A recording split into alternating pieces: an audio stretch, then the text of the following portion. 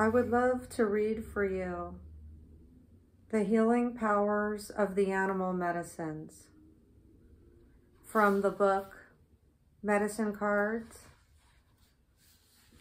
In ancient times, an initiate, seeker, or person needing guidance would come before the elders. The elders were usually 6 in number and sat in the north. The elders were wise, not simply because they had led a long life, but because they knew the inner secrets. They understood the wolf trails of the mind, experienced many powerful visions, and owned their powers as gifts.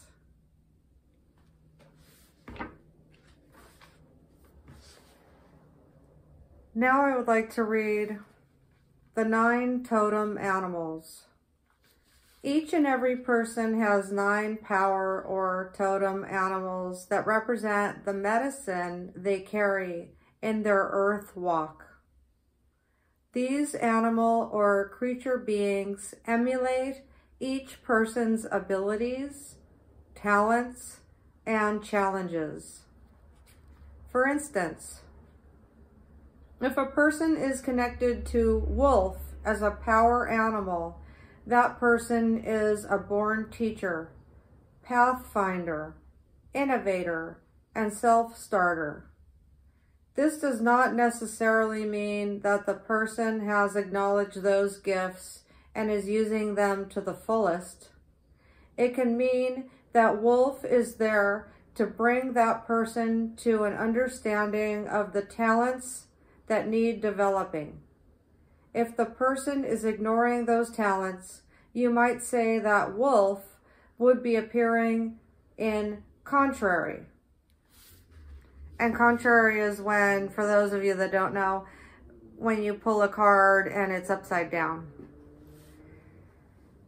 So that last example was if in contrary, if you pull the card in contrary. So just to brief you, the medicine cards, they're here. I did the 9 totem animal spread for myself, and I talk about the animal guides that I received, and they're here, the 7, and I recently got in touch with who the other 2 are, the ones that are walking side by side. I'm ready to, also I did the medicine wheel, which is put the 12 stones. I'll be showing you more about that.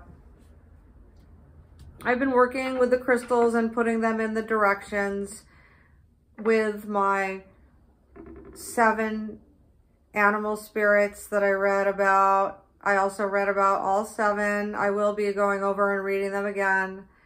So getting current, I feel that I'm ready to move to the next spread. And I have been studying and reading over and over again everything that I've already read. And I'm ready to pick up these 7 animals. I'll read them to you as I pick them up and put them back into the deck. These pictures are a picture of the animal, in this case the lynx, which was east. East is the golden door. Each animal has a picture on a medicine shield. South, I pulled badger. Mouse was in my west. Armadillo was in my north. Moose is in my upper, whale is in my lower, and rabbit in my within. I will put these back in the deck. I'm ready to put them back in the deck, and I'm ready to shuffle. When I did my 9 totem animals, I didn't turn the cards around. I was looking for a very clear, perceptive reading, and I picked them all up facing me. If I would have picked it up reversing me, then I would have turned it to the contrary. But this time, I want to go ahead and turn them upside down and mix them around. I'm ready to totally mix them around. I also didn't mix them. I just put them in the numerical order of all 52. This time I'm ready to mix and also turn. I will be reading about all the contrary lessons that match the totem animal explanations. And I will be able to recognize if any of those were supposed to be contrary for me. I do believe they were all upright. I'm ready to mix them again.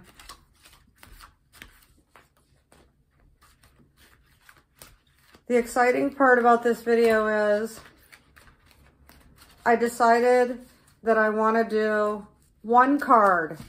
I'll be pulling a card for the viewers, for myself, for my family, and for the viewers when I feel that these are shuffled properly.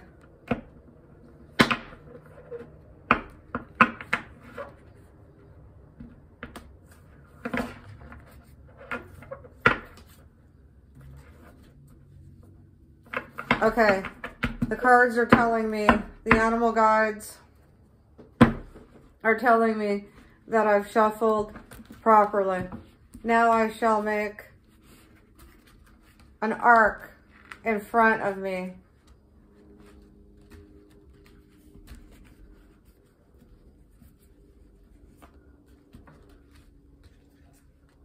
And then we will look up the corresponding animal. I shall close my eyes and concentrate and let the spirits tell me which card that we need to read.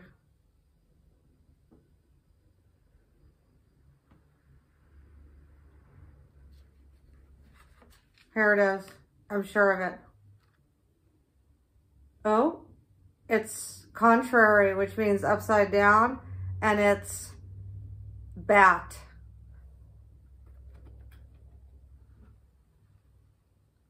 This is what it looks like right side up. All right, let's look up bat. I can't wait.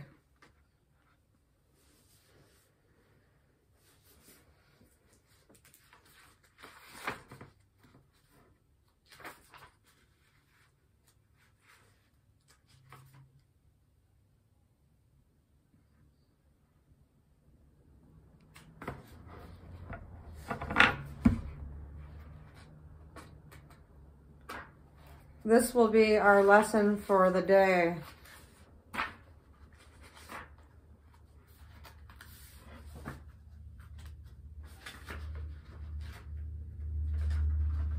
Okay.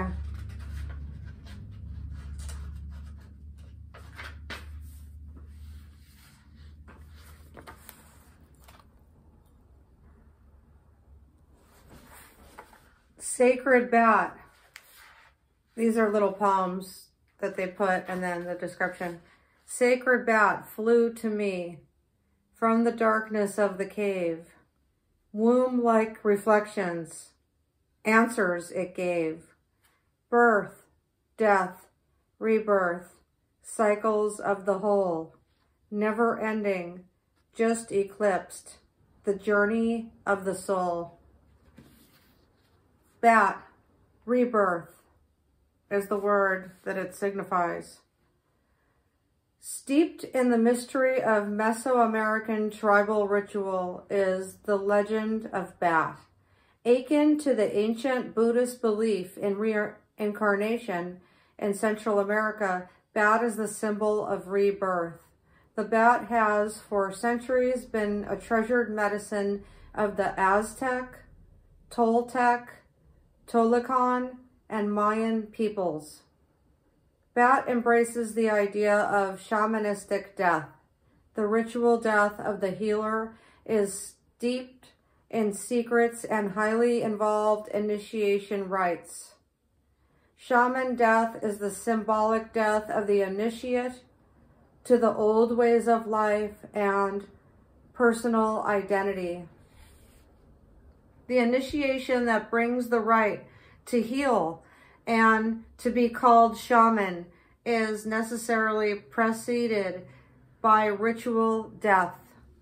Most of these rituals are brutally hard on the body, mind, and spirit.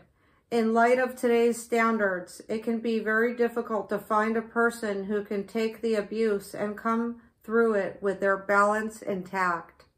The basic idea of ancient initiations was to break down all the former notions of self that were held by the shaman to be.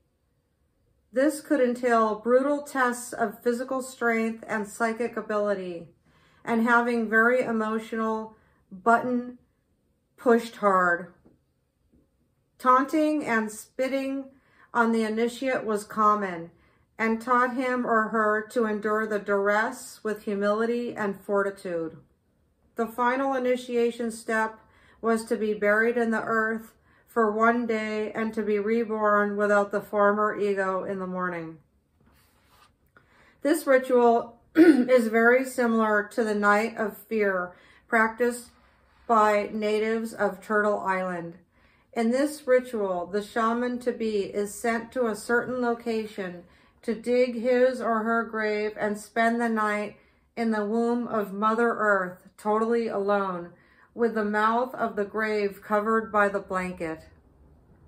Darkness and the sounds of animals prowling quickly confronts the initiate with his or her fears.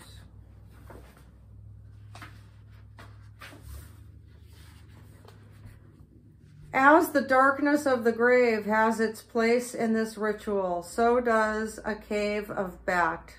Hanging upside down is a symbol for learning to transpose your former self into a newborn being.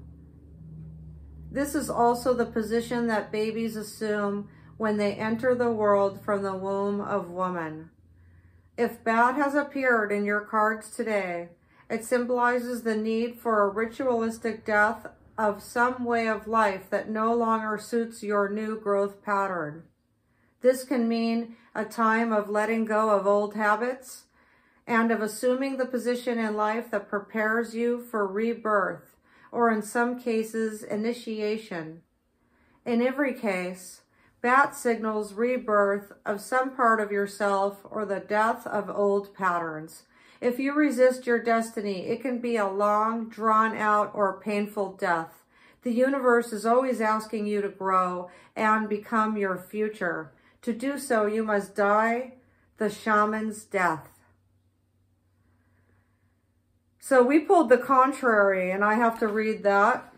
It's one more page here, and we need to know further because the card was upside down, the contrary. If Bat is still hanging upside down in the cave and immersed in darkness, you have met its contrary medicine. Whoa, it's still hanging. Okay, so let me read. This is good, right? Because we picked it up and it was hanging. So let's read. This position leads to stagnation of the spirit and a refusal to acknowledge your true destiny, which is always to use the talents you have to the fullest. Is there some area of your life that has dammed up and therefore stopped your desire to create? If so, Look at surrendering to the death of that stagnation. Bat can also imply that in the reversal of your natural cycle of rebirth, you are trying to go at life in a backward mode. This is a breech birth in a sense. This type of occluded understanding of how to go about freeing yourself can lead to a stillbirth if you struggle too long in the birth canal. The final outcome can be death of the body. Some people think themselves into a corner with obstacles that are illusionary. By the time they decide what to do, the opportunities are gone and old age is upon them. All of their dreams have passed them by. Reversed Bat says to use your mind, courage, and strength to ensure an easy labor and quick delivery into your new state of understanding and growth. Surrender to the new life you have created from thought and desire, and bravely greet that dawn. If you are concerned with today or tomorrow, but not much further, you may forget to see further down the road. Tribal teachings say that you are responsible for future generations because you are the ancestors of the future. Every decision, every thought is to create a state of stagnation or rebirth for those that follow you on the good red road. If you are blocking yourself, you may be blocking the generations to come. Bat flies at night, and in the night are born your dreams. These are the dreams that build future civilizations, so nourish them well. Great. Thank you for watching. Thanks for learning. And thank you for allowing your spirit guides to help you.